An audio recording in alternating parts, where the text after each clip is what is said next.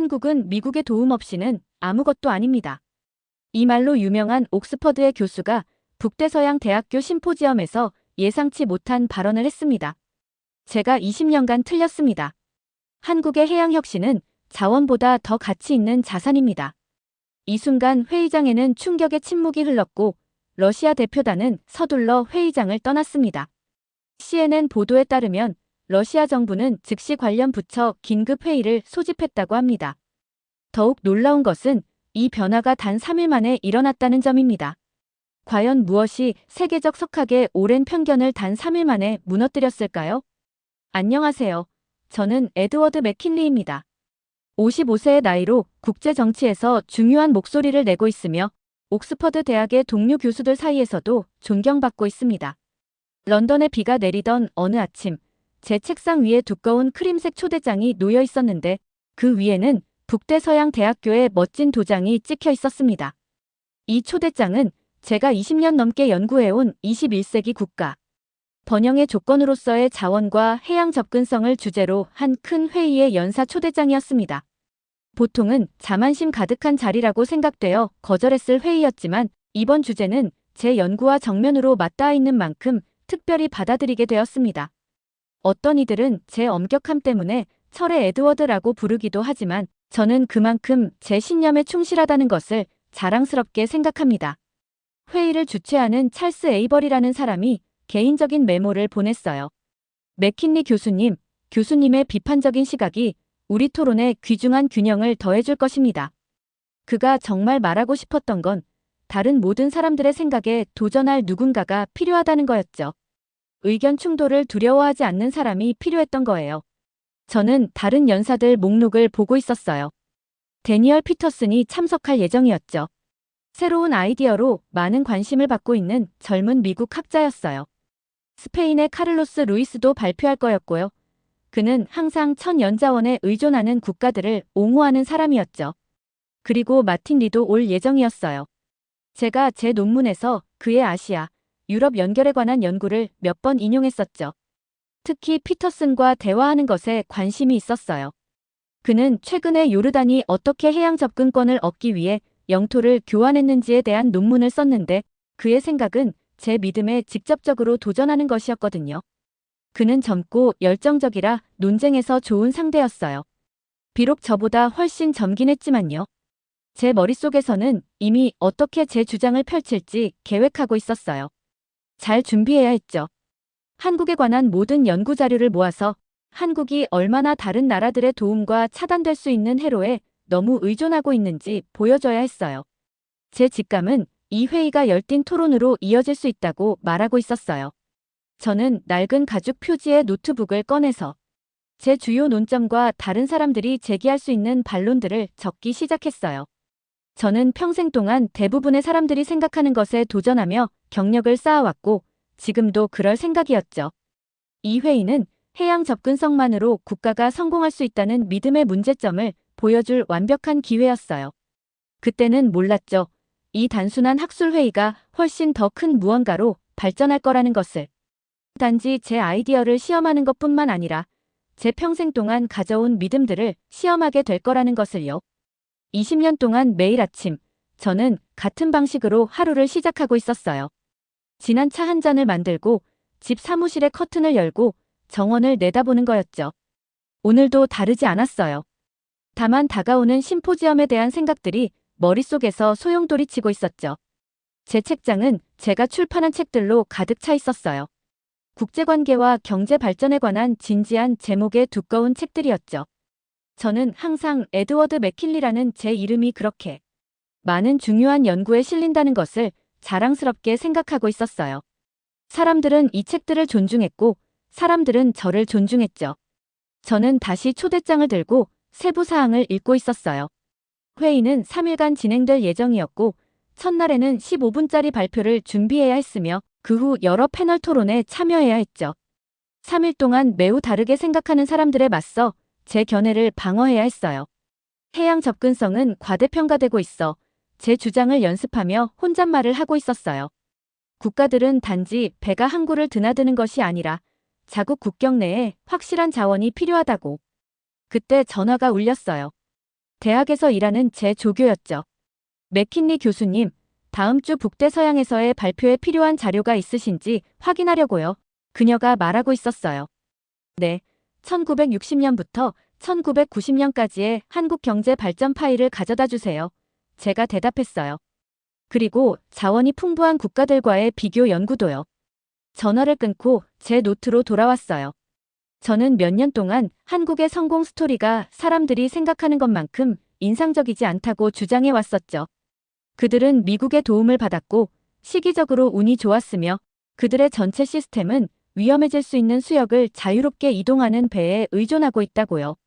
저는 한국에 가본 적이 없었어요. 그들의 경제가 어떻게 작동하는지 이해하기 위해 거기에 갈 필요는 없었죠. 숫자와 데이터가 제가 알아야 할 모든 것을 말해주고 있었으니까요. 이 심포지엄을 준비하면서 저는 자신감에 차 있었어요. 이런 종류의 토론에서 여러 번 이긴 적이 있었죠. 제 주장은 강력했고 제 연구는 철저했으며 아무도 제 전문성에 도전할 수 없었어요. 하지만 이번에는 뭔가 다른 느낌이 들고 있었어요.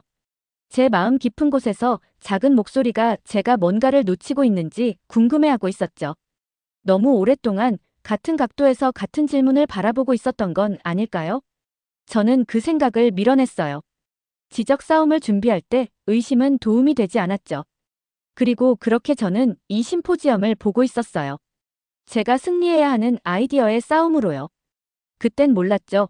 이 싸움이 상상할 수 없는 방식으로 저를 변화시킬 거라는 것을요. 큰 회의실에서는 사람들이 웅성거리며 이야기하고 있었어요. 저는 넥타이를 똑바로 정리하고 재킷이 단정하게 보이는지 확인하고 있었죠. 찰스 에이버리가 저와 다른 연사들을 모두에게 소개하는 동안 제 심장이 조금 더 빠르게 뛰고 있었어요. 이런 상황을 여러 번 겪었지만 모든 시선이 저에게 쏠릴 때면 여전히 그 작은 흥분이 느껴지곤 했죠. 회의실은 정말 멋있었어요. 높은 창문과 벽에는 짙은 나무 패널이 있었죠. 약 100명의 사람들이 반듯한 줄로 앉아서 우리가 무슨 말을 할지 기다리고 있었어요.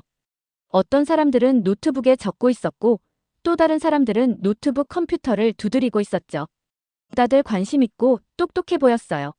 자원 기반대 해양 접근성 발전 모델에 대한 토론을 시작하겠습니다. 찰스가 말했어요. 저는 제 옆에 줄지어 앉아있는 다른 연사들을 바라봤어요. 카를로스 루이스는 밝은 빨간 넥타이를 메고 있었고 석유, 가스, 광물이 많은 나라들에 대해 이야기하면서 손으로 제스처를 취하고 있었어요. 그의 예시는 주로 중동 국가들, 러시아, 호주였죠. 그는 자연자원을 가지고 있으면 국가가 부유하고 강력해진다는 점을 강조하기 위해 큰 숫자가 적힌 차트들을 보여주고 있었어요. 그 다음 다니엘 피터슨이 말하기 시작했어요. 그는 저보다 훨씬 젊었는데 아마 40대 초반쯤 됐을 거예요.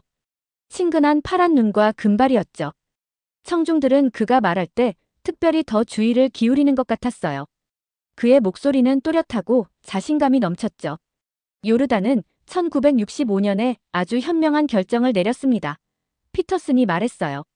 그들은 사우디아라비아에 거대한 땅을 주고 작은 해안선을 얻었어요. 그 해안선에 아카바 항구를 지었죠. 지금 그 항구는 요르단 수출의 80%를 담당하고 있어요. 이건 많은 땅을 가지는 것보다 바다에 접근할 수 있는 것이 더 가치 있을 수 있다는 걸 보여줍니다. 저는 미간을 찌푸리지 않을 수 없었어요. 피터슨은 이야기의 한쪽 면만 말하고 있었거든요. 중요한 부분들을 빼놓고 있었죠. 제 차례가 되자 저는 천천히 또렷하게 말하기 시작했어요. 한국의 사례는 크게 과대평가되고 있습니다. 제가 말했어요. 청중 중 일부가 불편해하는 것 같았지만 계속 말했죠. 1960년대 한국은 자원이 거의 없는 아주 가난한 나라였어요. 서방 국가들, 특히 미국이 도와줬기 때문에 발전할 수 있었어요. 바다에 접근할 수 있다는 것이 성공의 주된 이유가 아니에요. 그리고 해상 루트에 너무 많이 의존하는 것은 사실 그들에게 위험합니다. 피터슨이 살짝 고개를 흔들었어요. 그가 다시 말할 때는 목소리를 친근하게 유지했지만 강하게 동의하지 않는다는 것을 알 수 있었죠. 맥킨리 교수님, 한국이 초기에 약간의 도움을 받기는 했지만 항구와 교육에 투자함으로써 스스로 성공을 이루어냈습니다. 이것은 단지 다른 사람들의 도움을 받는 것에 관한 것이 아니라 새롭고 혁신적인 것을 만들어내는 것에 관한 것입니다. 사려 깊은 눈빛과 차분한 목소리를 가진 마틴 리는 우리 사이에서 중간 지점을 찾으려고 노력하고 있었어요. 아마도 우리는 두 관점 모두에서 배울 수 있을 겁니다. 그가 제안했어요. 한국의 이야기에는 해양 접근성뿐만 아니라 많은 요소들이 포함되어 있습니다. 누군가 새로운 기술과 환경 문제에 대해 질문했을 때 토론은 더 격렬해졌어요. 피터스는 한국이 가장 빠른 인터넷과 좋은 환경 프로그램을 가지고 있다는 것에 대해 열정적으로 이야기하고 있었죠. 저는 이런 성과들이 계속될지 확신할 수 없다고 말했어요. 짧은 휴식 시간 동안 저는 커피 한 잔을 들고 창가에 혼자 서 있었어요. 근처에서 두 학생이 이야기하는 소리가 들렸죠. 그들은 제가 들을 수 있다는 것을 모르고 있었어요. 맥킨리는 자기 이론에 맞지 않는 성공을 인정하지 않으려는 것 같아 한 학생이 말했어요. 이 말이 제게 더 신경 쓰이고 있었어요. 내가 정말 고집스러운 걸까? 자리로 돌아왔을 때 동남아시아에서 온 한 여성이 일어나 질문을 했어요. 만약 해상 루트에 문제가 생긴다면 한국의 무역은 큰 곤경에 처하지 않을까요? 그녀가 물었어요. 바로 그겁니다. 제가 말했어요. 드디어 누군가 제 걱정을 이해하는 것 같아 기뻤죠. 한국은 특정 해상 루트에 너무 많이 의존하고 있어요. 이것이 그들을 취약하게 만듭니다. 피터슨과 리는 빠르게 저에게 동의하지 않았어요. 그들은 해상 루트가 다양하고 국제 협약으로 보호받고 있다고 말했죠. 그들이 함께 이야기하는 동안 저는 갑자기 제 생각과 함께 혼자 서 있는 것 같은 느낌이 들었어요. 하루가 지나면서 저는 제 입장을 방어하기 위해 예상보다 더 열심히 노력하고 있었어요. 피터스는 자신의 견해를 뒷받침할 많은 증거를 가지고 있었고, 리는 너무나 차분하고 친절하게 말해서 사람들이 자연스럽게 그에게 동의하고 싶어 했죠. 저는 이런 종류의 토론을 이끄는데 익숙했지만 오늘은 몇 년 동안 경험하지 못했던 방식으로 도전을 받고 있었어요. 가장 큰 시험은 누군가 한국의 조선업에 대해 물었을 때 왔어요. 피터스는 한국 조선소가 세계 모든 선박의 40%를 건조하고 있다고 설명했어요. 그들은 천연가스로 움직이는 선박과 환경을 해치지 않는 선박을 만드는데 앞장서고 있다고요. 그런 기술적 성과는 외부의 도움과 특정한 전략적 선택에 의존합니다. 제가 말했어요. 그들이 도움 없이 계속할 수 있는 장기적인 능력은 여전히 의문입니다. 이 말을 하면서도 저는 평소처럼 자신감이 느껴지지 않았어요. 아마도 제 경력에서 처음으로 제 발밑의 땅이 흔들리고 있는 느낌이 들었죠. 제가 오랫동안 믿어왔던 것에 대해 혹시 제가 틀렸을 수도 있을까요? 큰 회의 둘째 날은 느낌이 달랐어요. 아침 일찍 대학의 웅장한 도서관에 앉아 제 노트를 준비하고 있었죠. 도서관에서는 오래된 책과 나무 광택제 향기가 풍기고 있었어요. 높은 창문으로 햇빛이 쏟아져 들어오면서 공기 중에 먼지 입자들이 춤추고 있었죠. 제가 글을 쓰는 동안 손이 약간 떨리고 있다는 걸 알아챘어요. 이런 일은 전에 없었는데 말이에요. 어제의 토론이 계속해서 제 머릿속에서 꺼지지 않는 영화처럼 재생되고 있었어요. 피터슨이 한국의 해양 전략에 대해 말한 명확한 사실들이 제가 인정하고 싶은 것보다 더 신경 쓰이고 있었죠. 그의 정보는 정확했어요. 그의 생각은 이치에 맞았고요. 가장 곤혹스러웠던 것은 한국이 처음에는 다른 나라들의 도움을 받았지만 그 후에 새로운 아이디어를 통해 스스로 성공을 만들어냈다는 것을 그가 보여줬다는 점이었어요. 이것은 제가 수년간 믿어온 모든 것에 도전하고 있었죠. 저는 깊게 숨을 들이쉬고 제 서류들을 정리했어요. 집중해야 했어요. 저는 에드워드 맥킨리, 존경받는 교수였으니까요. 사람들은 제가 옳기를 기대하고 있었죠. 아침 회의는 바다의 통제와 국제법에 초점을 맞추고 있었어요. 마틴 리는 배의 자유로운 이동을 위협하는 남중국해에서의 공격적인 행동들에 대해 이야기했어요. 누군가 이것이 한국의 무역 루트에 어떤 의미가 있는지 물었을 때 저는 기회를 봤죠. 한국의 주요 무역 루트는 특정 수로에 너무 많이 의존하고 있습니다. 제가 새로운 의심에도 불구하고 자신감 있게 들리려고 노력하며 단호하게 말했어요. 피터스는 존중하는 목소리로 대답했지만 그의 말은 강하게 느껴졌어요. 맥킨리 교수님, 존중하는 마음으로 말씀드리자면 그 견해는 지난 10년간 한국의 루트 다변화를 간과하고 있습니다. 그들의 물류 회복력 지수는 2015년 이후로 37% 향상되었습니다. 청중들이 속삭이는 소리가 들렸어요. 저는 이 데이터에 대해 몰랐어요. 답변하기 전에 너무 오래 망설였고 모두가 알아챘죠. 가장 어려운 순간은 오후에 왔어요. 우리는 방위 산업과 제조업에 대해 이야기하고 있었죠. 아프리카에서 온 한 학자가 한국과 중국 사이의 환경 협력에 대해 물었어요. 피터스는 한국의 환경관리 정책과 그린 뉴딜에 대해 설명하면서 특정 해양보호구역과 재생에너지 프로젝트를 언급했어요. 제 차례가 왔을 때 저는 제 자신이 이렇게 말하는 걸 들었어요. 한국의 환경정책은 단기적인 결과를 보여줄 수 있지만 장기적인 지속 가능성은 여전히 의문입니다. 그 말은 제 자신에게도 공허하게 들렸어요. 제 긴 경력에서 처음으로 저는 확실한 증거 없이 발언을 하고 있었죠. 커피 휴식 시간 동안 저는 다과 테이블에 혼자 서 있었어요. 방 안은 대화로 웅성거리고 있었지만 저는 이상하게 고립되어 있는 느낌이 들었죠. 찰스 에이버리가 걱정스러운 눈빛으로 제게 다가왔어요. 에드워드, 괜찮아요? 당신이 평소보다 확신이 없어 보이네요. 전 아주 괜찮아요. 제가 재빨리 대답하며 소매에 있는 상상 속의 먼지를 털어냈어요. 있잖아요. 찰스가 조용히 말했어요. 진정한 학문의 특징은 흔들리지 않는 확신이 아니라 새로운 증거에 직면했을 때 재고할 의지입니다. 그의 말이 강하게 와닿았어요. 제가 오래된 관점을 편견으로 굳어지게 했던 걸까요? 그 생각이 불편하게 느껴졌어요. 나중에 피터슨이 직접 다가왔어요. 승리감에 찬 표정 대신 그는 저와 진심으로 대화하고 싶어 하는 것 같았어요. 맥킨리 교수님, 저는 교수님의 결론에 동의하지 않을 때도 수년간 교수님의 작업을 존경해왔어요. 한국의 조선 혁신에 대해 더 논의해 볼 수 있을까요? 그들의 지속 가능한 해양 기술에 대한 접근 방식은 흥미로운 통찰력을 제공합니다.